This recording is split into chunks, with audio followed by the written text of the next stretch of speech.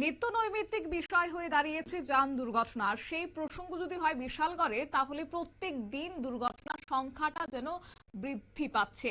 প্রশাসনের যে চরম ব্যর্থতা, তার ফলেই হয়তো বিশালগড়ে বৃদ্ধি পাচ্ছে প্রতিদিন দুর্ঘটনার হার, এমনই মত এবার দিচ্ছেন সচেতন মহল। অবশ্য সোমবার সকাল নাগাদ বিশালগড়ের সিপাহীজলা সড়ক TR01B146 নম্বরের একটি বাসের সঙ্গে TR01AR0365 নম্বরের একটি মারুতি গাড়ির মুখোমুখি সংঘর্ষ ঘটে। এতে করে আহত হয়েছে দীপঙ্কর দাস নামের এক ব্যক্তি এবং বাড়ি তার উদয়পুর বাগমা এলাকায়। পরবর্তী সময়ে অগ্নি নির্বাপক দপ্তরের কর্মীরা খবর পেয়ে আহত ব্যক্তিকে উদ্ধার করে মহকুমা হাসপাতালে নিয়ে আসে।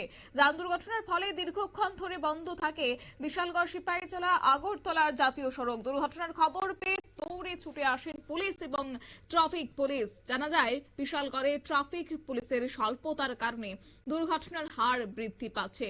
জেলা পুলিশ সুপার সবকিছু জেনে বুঝেও কেন নীরব রয়েছেন, এ নিয়ে প্রশ্ন তুলছেন জনগণ। গোটা বিষয় নিয়ে অবশ্য দমকল কর্মীরা আজকে জানিয়েছে, শুনুন।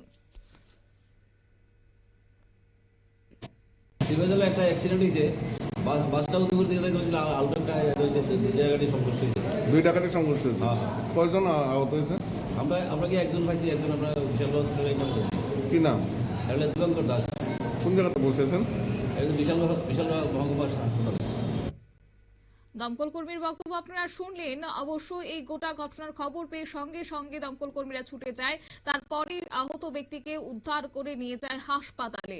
তবে জেলা পুলিশ সুপার সেই ক্ষেত্রে সবকিছু জেনে বুঝে প্রত্যেক দিন যেভাবে দুর্ঘটনা বেড়ে চলেছে, কেন সেক্ষেত্রে নীরব ভূমিকা পালন করছে, সে নিয়ে যখন প্রশ্ন তুলছে এলাকাবাসী, তখনই যে বিষয় উঠে আসছে যে সেই প্রকাশিত খবরের পর রাজ্যের দুর্ঘটনা রুখতে প্রশাসন কতটা গুরুত্বপূর্ণ ভূমিকা পালন করে, সেদিকে এবার তাকিয়ে রয়েছে সংশ্লিষ্ট মহল।